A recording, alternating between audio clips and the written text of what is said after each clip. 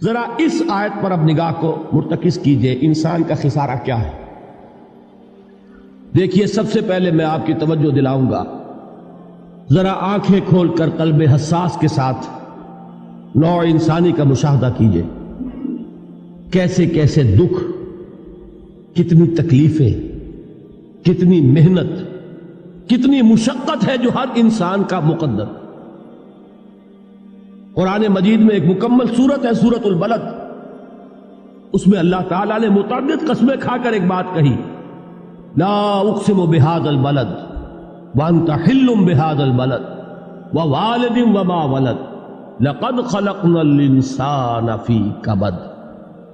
ہم نے انسان کو مشقت ہی میں پیدا کیا، یہ مشقت ہر انسان کا مقدر ہے۔ لوگ گھروں کو چھوڑ کر آئے ہوئے ہیں، کہاں کہاں انسان جاتا ہے، یہ اس دنیا میں محنت اور مشقت۔ ہاں، ایک مغالطہ ہو جاتا ہے کہ شاید یہ محلوں میں رہنے والے جو ہیں انہیں کوئی مشقت نہیں، انہیں کوئی دکھ نہیں، حالانکہ حقیقت یہ نہیں ہے۔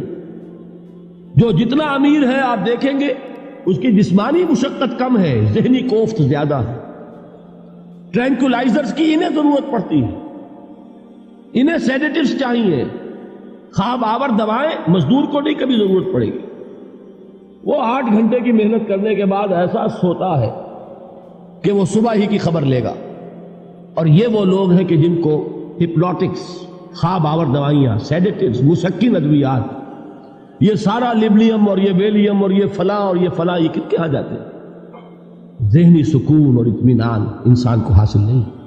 کسی کی جسمانی مشقت ہے، کسی کی ذہنی مشقت۔ میں آپ کو یاد دلانا چاہتا ہوں مہاتما گوتم بدھ کا معاملہ۔ 30 برس کی عمر میں کپل وستو کا شہزادہ محل کو چھوڑ کر نکل گیا، جوان بیوی کو سوتا ہوا چھوڑ کر گیا، شیر خوار بچے کو چھوڑ کر گیا۔ راجدھانی میں رہنے والا محل کا باسی، جسے یہ معلوم ہے کہ باپ کے بعد مجھے یہ سلطنت ملنے والی ہے، کیوں گیا؟ کبھی کبھی آپ نے سوچا؟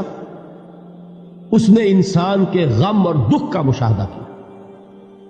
اس نے دیکھا کوئی اندھا ہے، ٹھوکر کھا کر گر رہا، کوئی والدین کھڑے ہوئے رو رہے ہیں اور ان کی نگاہوں کے سامنے ان کا نہایت محبوب بچہ دم توڑ رہا ہے اور وہ کچھ نہیں کر سکتا۔ اس نے سوچا یہ صدمہ کیوں ہے انسان کا، یہ دکھ اس کا مقدر کیوں ہے؟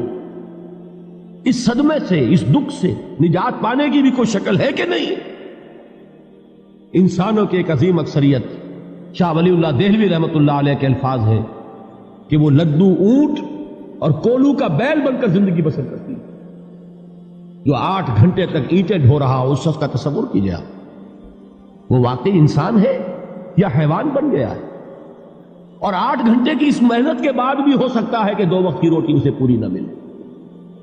اور یہ تو ہو سکتا ہے، نہیں ہوتا ہے کہ اگر بچہ بیمار پڑ گیا ہے تو شاید کوئی برتن بیچے بغیر اس کی دوا کا سامان نہ کر سکے۔ ایسا شخص کتنے بوجھوں تلا دبا ہوا ہے، کتنی مشقت کے اندر پسا ہوا ہے۔ لدو اونٹ اور کولو کا بیل انسانوں کی عظیم اکثریت کی سطح پر زندگی بسر کرتی ہے۔ لیکن آپ کو معلوم ہے کہ کولو کے بیل کے لیے مشقت ہی مشقت ہے، اس کے احساسات یہ نہیں ہیں جو کہ ان سے انسان کو جو صدمہ پہنچتا ہے۔ ایک بیل کو اس سے کوئی غرض نہیں کہ اس کا کوئی بچہ بھی تھا کہ نہیں تھا، اس کو کوئی بخار ہوا ہے یا کیا ہوا ہے، اس صدمے سے وہ بیل بچا ہوا ہے۔ گھوڑے کو کوئی پتہ نہیں کہ میرا بھی کوئی اولاد میری ہے یا نہیں ہے، اور مجھے اس کا کوئی صدمہ ہے یا دکھ ہے، کوئی پتہ نہیں۔ لیکن انسان کا معاملہ یہ ہے کہ والدین کو جو جو دکھ دیکھنے پڑتے ہیں اپنے بچوں کے لیے، اپنی اولاد کے لیے۔ رات کی نیند ہے حرام ہے اس لیے کہ بچہ بخار میں تپ رہا ہے یا درد سے تڑپ رہا ہے، لہذا نہ ماں سو سکتی ہے نہ باپ سو سکتا۔ میں نے ایک موقع پر دیکھا، لاہور میں کیروسین آئل، اس زمانے میں ابھی سوئی گیس نہیں آئی تھی، اور اکثر و بیشتر جو ہے یہی مٹی کا تیل جو ہے ایندھن کے طور پر استعمال ہوتا تھا، اس کی شارٹیج ہو گئی تھی۔ تو کئی فرلانگ لمبی قطاریں لگتی تھی ان دکانوں کے باہر، ڈپوں کے باہر، اور ایسے ایسے منظر بھی کہ ایک خاتون برقع پوش، ایک گود میں بچے کو لیے ہوئے، ایک کی انگلی پکڑے ہوئے، بوتل ہاتھ میں لیے ہوئے تیل کے لیے، اور کئی گھنٹے کھڑی ہے دکان۔ یہ مشقت انسان جھیلتا ہے کہ نہیں؟ غالب نے اس کا نقشہ کھینچا ہے کہ رنج سے خوگر ہوا انسان تو مٹ جاتا ہے رنج. مشکلیں اتنی پڑی مجھ پر کہ آسا ہو. ہم بھول جاتے ہیں، ورنہ واقعہ یہ کہ قلب حساس ہو اگر اور قید حیات و بند غم اصل میں دونوں ایک ہیں. موت سے پہلے آدمی غم سے نجات پائے کیوں. اچھا یہ تو ہوا لقد خلقنا الانسان فی کبد. حیوانات کا معاملہ ایک اور اعتبار سے آسان ہے. ان سے کوئی محاسبہ بھی ہے کیا؟ کوئی جواب دہی بھی ہے؟ کوئی ان کو اللہ کے حضور میں کھڑے ہو کر اپنے اعمال کا حساب بھی دینا؟ نہیں. انسان کی یہ ٹریجڈی ہے، یہ المیہ ہے انسان.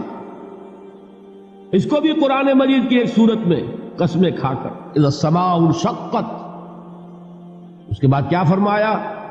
یا ایھا الانسان انک کادح الی ربک کدحا فملاقیہ. اے انسان، تیرا المیہ، تیری ٹریجڈی اس سے کہیں بڑھ کر ہے. تجھے صدمے پر صدمے جھیلتے ہوئے، مشقت پر مشقت برداشت کرتے ہوئے ایک روز اپنے رب کے حضور میں بھی کھڑا ہوگا، جواب دہی بھی کرنی. اس دن کے حساب سے، اس دن کے احساس سے جو بڑے بڑے ہماری امت کے عظیم جو گلے سرسبد ہیں، ان کا یہ حال آپ نے پڑھا ہوگا. حضرت ابوبکر صدیق رضی اللہ تعالی عنہ وہ ایک عجیب کیف کے عالم میں فرمایا کرتے تھے، کاش میں درختوں پر چہچہاتی ہوئی چڑیا ہوتا جس سے حساب کتاب نہیں ہوگا. کاش کہ میں گھاس کا تنکا ہوتا جو آج ہے اور کل آگ میں جلا دیا جاتا، ختم ہو جاتا، اس سے محاسبہ کوئی نہیں. وہ جس کے احساس سے کہ حضرت عمر جو ہے اپنے انتقال کے وقت سخت بے چین تھے. ان کے بیٹے حضرت عبداللہ ابن عمر رضی اللہ تعالی عنہما نے ان کا سر جو ہے وہ اپنے زانوں پر رکھ لیا تو کہا نیچے ڈال دو. ایک عجیب بے کلی اور بے چینی. انہوں نے کہا ابا جان آپ کیوں پریشان ہیں؟ آپ تو عشرہ مبشرہ میں سے ہیں. آپ کو تو اللہ تعالیٰ نے جنت کی بشارت حضور کے ذریعے سے اس دنیا میں دی. حضرت عمر فرماتے ہیں کہ خدا کی قسم اگر قیامت کے دن عمر برابر سرابر پر چھوٹ گیا تو بہت بڑی کامیابی تصور. یہ احساس جن کو ہوتا ہے. حضرت علی کا حال کیا ہوتا ہے؟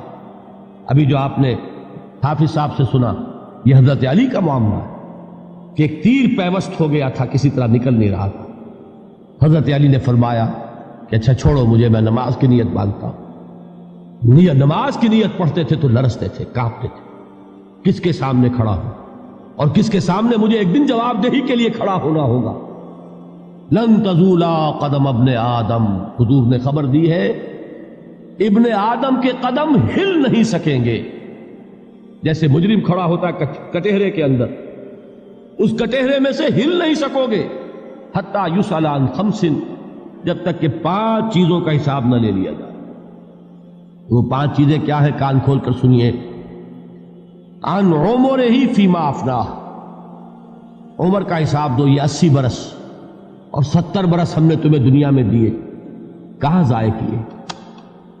وعن شبابہ فیما ابلاہ، اور خاص طور پر جوانی کا دور، امنگوں کے دن، ولولے ہوتے ہیں، قوت ہوتی ہے، توانائی ہوتی ہے، آدمی چلتے ہوئے زمین پر پاؤں مارتا ہے، قوت جو ہے وہ اپنا اظہار چاہتی ہے. یہ جوانی کہاں گلائی؟ حساب دو، ایک ایک لمحے کا حساب دو. وَعَن مَالِهِ مِنْ أَيْنَ اكْتَسَبَهُ وَفِيمَا أَنْفَقَهُ، ایک ایک پائی کا حساب دو. مال کا کہاں سے کمایا تھا، حلال سے کہ حرام سے، اور کہاں خرچ کیا تھا، گل چھروں میں، عیاشیوں میں، یا نیکی کے کاموں میں، ادائے حقوق اللہ کے دین کے لیے. 4 سوال ہو گئے. 2 زندگی کے بارے میں، ایک زندگی پوری بحیثیت مجموعی کہاں کس کام میں لگائی، اور خاص طور پر شباب کا دور کہاں لگایا. 2 سوال مال کے بارے میں، کمایا کہاں سے، حلال سے کہ حرام سے، جائز سے کہ ناجائز سے، خرچ کہاں کیا. اور آخری سوال وَعَمَّا عَمِلَ فِيمَا عَلِمَ، جو علم حاصل کیا تھا اس میں عمل کتنا کیا. علم کے انبار لگاتے چلے گئے اور عمل کے آغاز کی بھی نوبت نہ آئی. یہ علم جو ہے یہ اس روز سب سے بڑا وبال بن جائے گا. اتنا علم اور عمل کچھ نہیں، بجائے کہ کریڈٹ کا ذریعہ بنے یہ الٹا ڈیبٹ کا کھاتا بن جائے. یہ جواب دہی کا احساس ہے کہ جس کی وجہ سے انسان کی ٹریجڈی جو ہے وہ دوہری ہے. کوئی حیوان اتنے بوجھ تلے نہیں. مشقت کی، محنت کی، اس زندگی میں ختم ہوئے، اس کے بعد کوئی محاسبہ نہیں. اس کو بھی غالب نے خوب کہا ہے کہ اب تو گھبرا کے یہ کہتے ہیں کہ مر جائیں گے، اور مر کے بھی چین نہ پایا تو کدھر جائیں. یہ ہے وہ ہیومن ٹریجڈی